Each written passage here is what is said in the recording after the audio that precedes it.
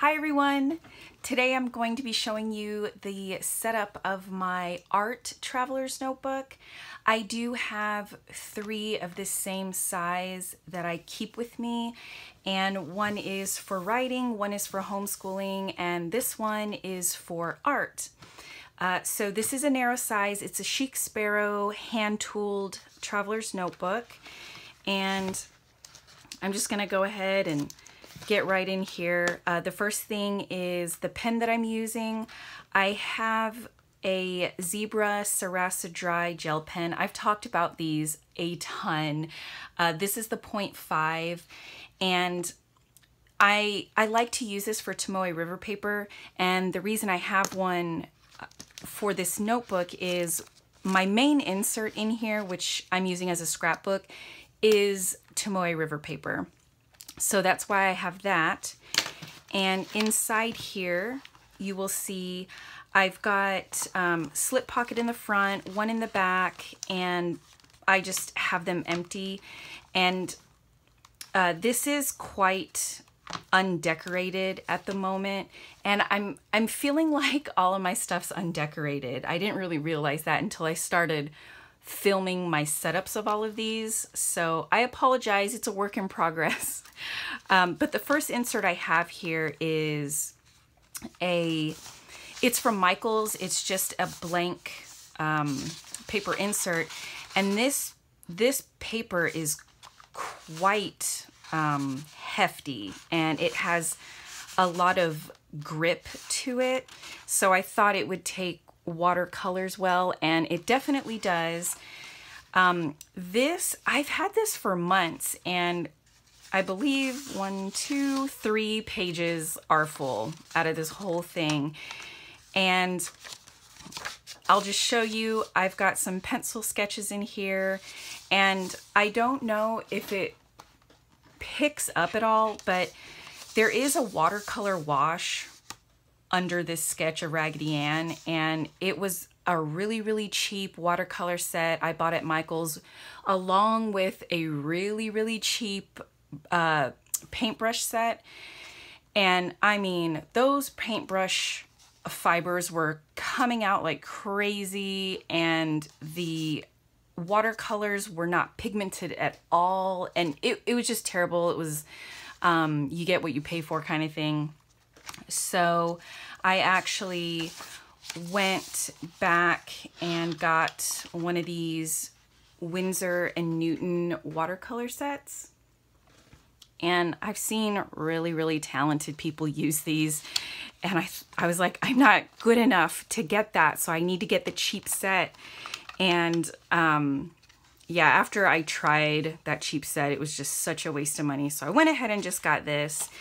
And, you know, I did some swatches, you know, because like everybody else does this, and I don't know what I'm doing, so I'm just going to copy what everybody else does.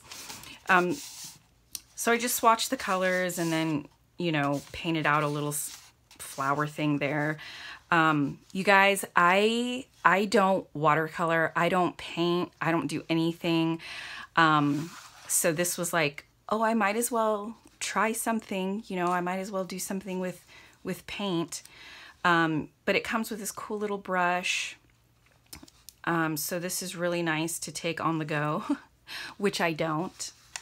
I usually leave this at home with me, so I've got that. And what I did use for this was this Pentel Aquash. Is that what it's called? Aquash watercolor brush. And I went crazy on something, and I totally messed up the brush on this. It's like splayed out so badly because, like I said, I don't know what I'm doing, but it was really fun, and I need to just play around more with this. And had I thought about it before July, this would have been a really good thing for me to concentrate on for One Book July, just to concentrate on my art traveler's notebook and like actually get some art going on in here.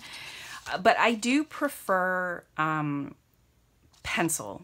I'm just such a basic person. Like, I prefer to do artwork in pencil, and I prefer to do all my writing in black pen, like no colored pencils, just, you know, regular graphite pencils and black gel pens, and I'm happy. But so that's my first insert. I apologize for the nothing that's in there. This next one, this was an A5 sized, it's a Taroko Design Tomoe River paper insert, and I got this off Amazon, and this is a dot grid in the cream paper, and this is the 68 GSM, and I found out after this that I do prefer the 52 GSM, so that's what I've been buying since then. So this is my scrapbook, and so basically anytime I get any bits of ephemera, just random paraphernalia, ticket stubs, not really receipts, but like invitations, cards, stickers that you get in orders, and you know what I'm talking about. So anytime I get any bits like that, this is where I'll put it. Oh, and photos, yeah, photos too, will go in my scrapbook. So let me back up. The dashboards that I have in here, they're all from Foxy Fix except for this one. This is the Chic Sparrow one, and I mentioned in a previous video that the Chic Sparrow narrow-sized dashboards are cut really wide, so it really requires 2 paper inserts in order for everything to be nice and flush on this edge. So since this was an A5 size and I was gonna cut it down anyway to fit in here, I cut it down so it would fit exactly in a Chic Sparrow dashboard. And as you can see, that has made it much longer than the other ones. So anyway, I have decorated this. I won't be doing this in the future. This was like experimentation stuff. And I had actually started this when I was still bullet journaling, because I was bullet journaling for a little while before I really got into the TN system and started making separate inserts for different things. So while this was still in A5, this is what I did. The pages that I had filled out while it was A5 size, I just folded them in.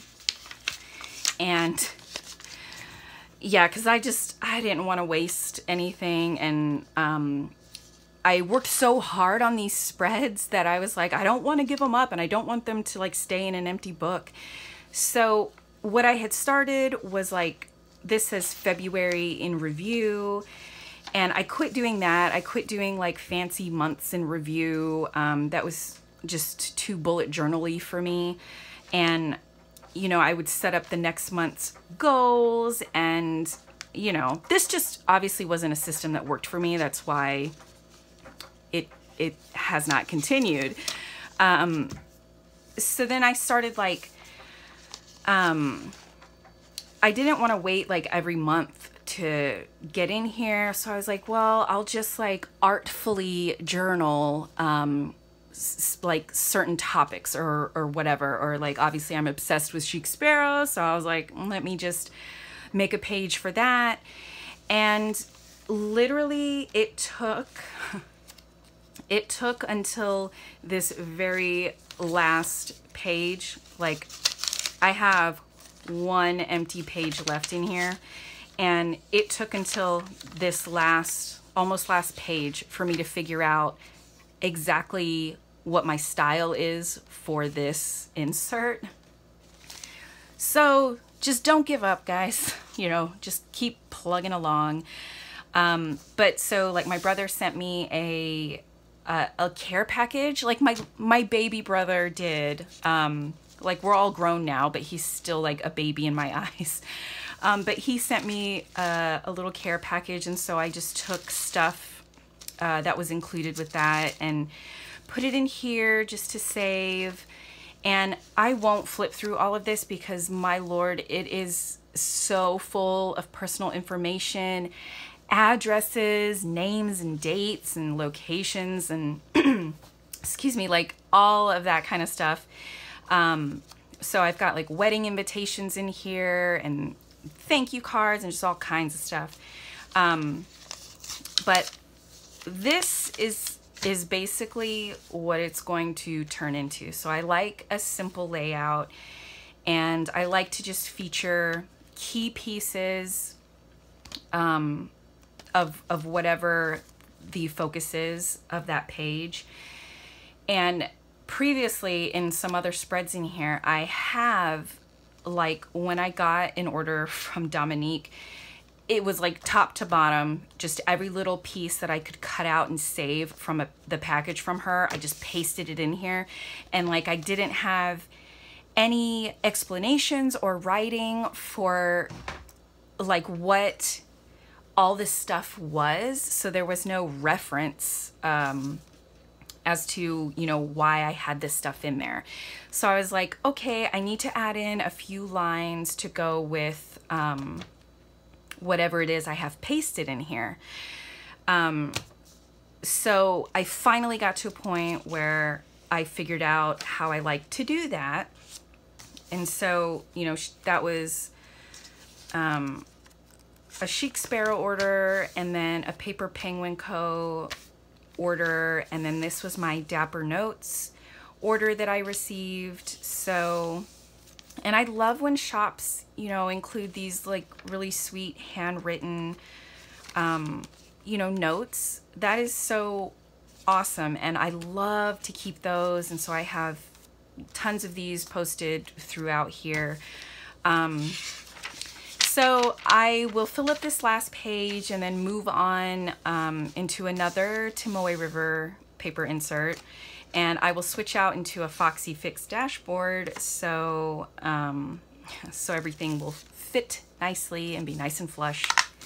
The third insert, this is from Paper Penguin Co., and it's just a blank insert, and I originally thought that I was going to just use these for sketching when I was done with my the one that I got from Michael's, and I was also going to use these for continuing my scrapbook. And then I realized I still need the dot grid because I do want to write a few lines of information with all of the stuff that I paste in here. So this is going to get abandoned. This page is full of personal information, but you can see like this is the first order I got from Dominique, and I just like pasted everything in there, and yeah, and so I was like, this is too much stuff, and you know, I figured it out eventually. So I don't know what I'm gonna do with this insert. I may just remove these pages and, you know, save this for something else down the line. This last insert, this is also a Paper Penguin Co. insert. It's the same kind, it's just a blank white one. And this is what I was using to practice my hand lettering. And I really, really need to keep practicing. So I was trying to figure out my style. You know, I watched a bunch of videos from Amy Tangerine, and one of the things that stuck with me, because I got really obsessed with trying to copy the way other people were hand lettering, their style. I wanted to do it exactly like other people do it. And I think that's the problem I have with just doing artwork in general, is that I feel like I'm not creative. I always need to copy and do exactly what everybody else is doing. And one of the things that Amy Tangerine emphasized is that she believes that when you hand letter, it should look similar to your normal handwriting. That it should look like something that came from you. And that really resonated with me. And so that inspired me to just keep trying. And so what I wanted to figure out was a way to do a cursive hand lettering and then like an uppercase way to hand letter. And so I was messing around with that. I mean, I was using all different kinds of brush tip pens and the Crayola super tips that like everybody uses and that are so popular and that I absolutely needed to have. So I'm like, whenever I get the urge, I'll just go in here and start lettering, and the rest is blank, because I just have such an issue with practicing doing any kind of, even anything that's vaguely resembles artwork. So what happened here was, I know this is only a few pages, but this was literally the work of like over 2 months. I would just like add on to the pages and stuff. And then recently, just like a week or two ago or something, I hand lettered doing like fake hand lettering. And it's so funny because I'm such a purist for somebody that doesn't know what they're doing. And immediately when I jumped on the hand lettering bandwagon, I was like, oh my gosh, well, I'm gonna do this exactly right. I'm going to learn to use felt tip or brush tip markers and brush tip pens and do this the right way. I'm not gonna fake it where you just write it with a pen and then go back and bolden up your downstrokes. And would you know, I ended up loving doing the fake hand lettering because it came so much more naturally to me than using brush tip pens. And I actually enjoy doing it this way, and I look forward to hand lettering this way. So previously I used to just try to find any way to not have to do this, and now I look for ways to do this. So I'm like, well, that's got to be a sign. So I started sticking with this, and when I did this here, I was like, I mean, usually when you go, maybe it's just beginner's luck, so it's just my first pass and I wasn't concentrating, and so of course it turned out great and it felt good doing it. So I did a few more, and I was like, oh my gosh, like I'm pretty consistent with this. And even when I've made mistakes, like when I wrote this, the R is messed up and the E is like laying down. But like if I wrote this in an actual, in my journal or something, I would be okay with leaving that. I wouldn't think it was ruined. And I never thought I would feel that way. I thought I'd have to get things exactly right in order for me to be pleased with something. So I was like, oh my gosh. And so I just ran with this, and this is what I do from now until, I don't know, things change, because who knows, you know? So I hand letter this way right now. And then I tried to do it with, you know, like an uppercase for when I want to title something. And I did it this way, and I loved it this way. And it was so easy for me to do. So this was just something that just clicked. And, you know, when I had tried to do it here, it was just too slanty for me. And, like every time I did it, like even outside of here, it just wouldn't line up correctly. I couldn't get everything to be as straight as I wanted it. But when I do it this way, everything just like falls into place, which is so weird. But, you know, find out what works for you and then just like keep plugging away at it. And so I need to force myself, or find a way to get back in here and, you know, keep on practicing with this, because this is this is a fairly new discovery for me, so I want to just keep at it because you never know what else you'll discover. And I haven't completely given up on using the brush tip pens because I think that's an awesome skill to have. So I haven't completely given up on it. So we will see what happens later on.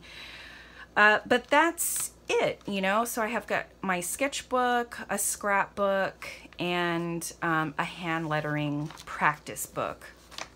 And so that's what's in here right now. And, it is pretty plain, like I said, and so we'll see if I actually do any artwork that I can use to decorate in here. That would be nice. But that's everything, you guys. That is my art journal. And thank you so much for watching, and I hope to see you again soon. Bye.